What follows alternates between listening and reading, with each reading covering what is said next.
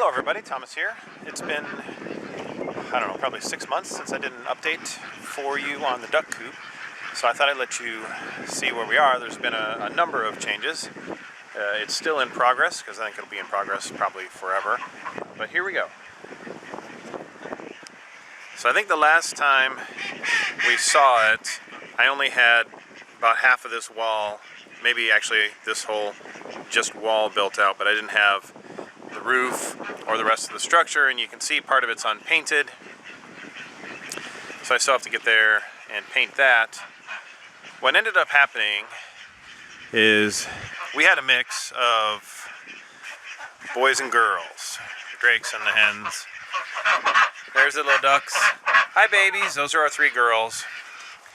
And I think the last video they were all together, but they grew up a little bit too quick, and we had to rush and separate them because one of them got injured. The one who's sitting over there, she got a bit injured in a scuffle, broke her leg. She's fine, she just got a permanent limp. But so we had to separate them pretty quickly, so I had to build out the other side. Let me show you what I did in the house.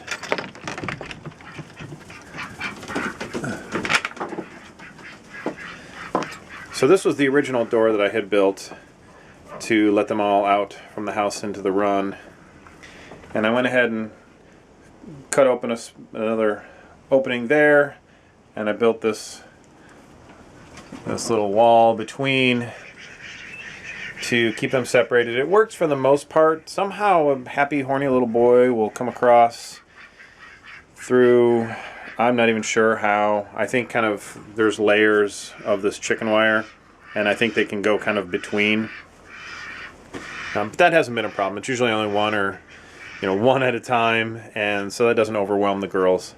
But this is what it's like. So I've got essentially 2 different houses. This is where the girls sleep, and the boys sleep over on that side. They're let in and out from there, and the girls are let in and out from here. So let me close this up, and we'll go inside the coop, and I will show you what I've done in the coop. So you can see this green wire hanging here. So I've got some electrical inside the coop that really just plugs in to an extension cord. So I ran electrical in here. I've got an outlet up there, and that runs across and down, and I've got an outlet down here. We're into wintertime now, so we're getting below freezing half of the nights. So we've got these heated water dishes that run, and then I've set up a watering system. I've expanded. I don't know, I think I had the bucket set up last time, but this is a 50-gallon rain collection system, and I've got a gutter here, and it comes down and fills up the bucket. And then that comes into here, and there's a pump. This yellow here, this is a thermostatically controlled plug. So when it dips below, I think 40 degrees, this will turn on. Actually, I think it says 38 degrees it turns on. So this will send power to here that goes into a pump that starts to flow and pump water through, and it comes out and goes back in the top here. So it's a system that keeps the water flowing. And then I've got a de-icer that's inside the barrel that keeps the water inside the barrel from freezing, and then the movement keeps all that water from freezing, so the ducks can have fresh water. The only failing of it is these cups. The water in the cups will freeze, so might have to figure out something else with that. But in the short term, this is just a closed system that runs on gravity.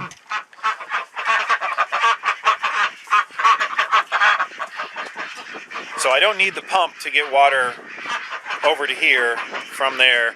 It's just gravity fed, and the water level in this pipe will be the same amount that's in the barrel.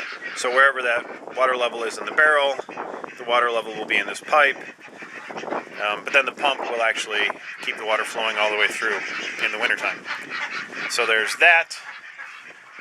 Over on this side, again, we've got electrical here and a de-icer bucket. This is where we put their food. And the girls' side, they have a little watering hole they can swim in if they want, and there's a de-icer that's put in there. The next upgrades, I'm going to put automatic. These are just the barrels. I'm not sure. I don't think I'm going to keep that where it is. I might move it so it's kind of above where this feeding bowl is. And these are automatic feeders that will just drop food once a day or twice a day or however long. Hi, Gabby. So that way we can actually leave these babies over like a weekend without having to come and take care of them. And then the boys have a feeding bucket that actually I'm going to move probably a little bit farther so it's over this. So that's kind of the update. Last time I think all I had was this section done and everybody was together. Now they're a little older, a little bigger, and the boys are horny. So they have their side here, and they have a much bigger run. There's 7 boys and there's 3 girls, so they've got plenty of space. We are going to get rid of the boys and order specifically sexed girls. So then what we'll end up doing is probably just leaving this door open and they can share the whole thing, but we'll still be able to close it off if we have, you know, somebody who's sick or needs to be quarantined or whatever. So we can still separate them, and I'm going to make something inside that's a little bit easier to separate the areas. Right now it's just that wire, and then there's a board at the bottom of that wire that I can lift up to get to both sides, but I want to make it easier. So those are some of the future improvements. So we got lights in here, so when we come in at night, we can see to do things. And let me take you around to the side here. So I've got some solar outdoor lights here that'll light up when we're walking towards the coop at night. They're motion sensitive, and they only come on after dark. So this is my ghetto setup. So I've got a gutter here that comes down, and I might fill up the whole space and have them all come in to feed here. And this comes into this, which comes down and is held in by these wonderful little this professional system here that's just kind of held in place and just pours in there. And this is the wire for the de-icer that just floats. I will make something better for this at some point, but in the short term it works. And then again, this is the return system that just feeds the water when the pump is going, so it brings the water back in. The barrel I think is pretty full. We just had a snow. Yeah, you can see it's kind of spilling over right here, so it's pretty topped off. We just had snow and it melted, so the rain barrel's pretty full, and I can cut that off from here. Also on the other side, should have shown you when I was in there, I have another cutoff if I need to get into the system over here on the far end. Hi guys. There's another, let me take you in closer. So I can shut off here as well if I want to stop the flow of water. One thing I did not do that I need to retrofit is a way to drain the whole system. So right now, I could drain the barrel by just disconnecting that hose and letting the barrel drain, but there's going to be water left in this system, and I didn't think about how to drain this lowest part. So, I mean, I could disconnect this here and that'll drain, but it'll leave water in this lowest part. So I'm going to have to retrofit something at the very bottom here if I ever needed to really drain the whole system. This is my lowest point, so I'll have to put something in there and just do that at some point, but that is not a priority. And here's some straw and food. I'm also going to build kind of a storage area up here to keep the food kind of out of the way. I still have a little more predator proofing to do up here. I haven't put the chicken wire up there, and to close up these areas. The next big goal is to change out just having a plug here. I've also got a meter on here to see how much power I'm using here in the wintertime. The reason behind that is I'm going to put solar out here. So I need to figure out how much I need to size my solar panels for at least winter. So I'll have the solar panels up there, and I'll probably have the control unit and battery over on this wall, and then I'll run that so that it'll run this power up here.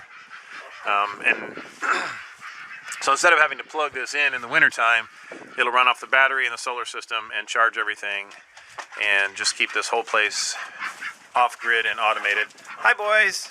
Bye, boys. So there you go. That's the update on the coop. I think we're doing well.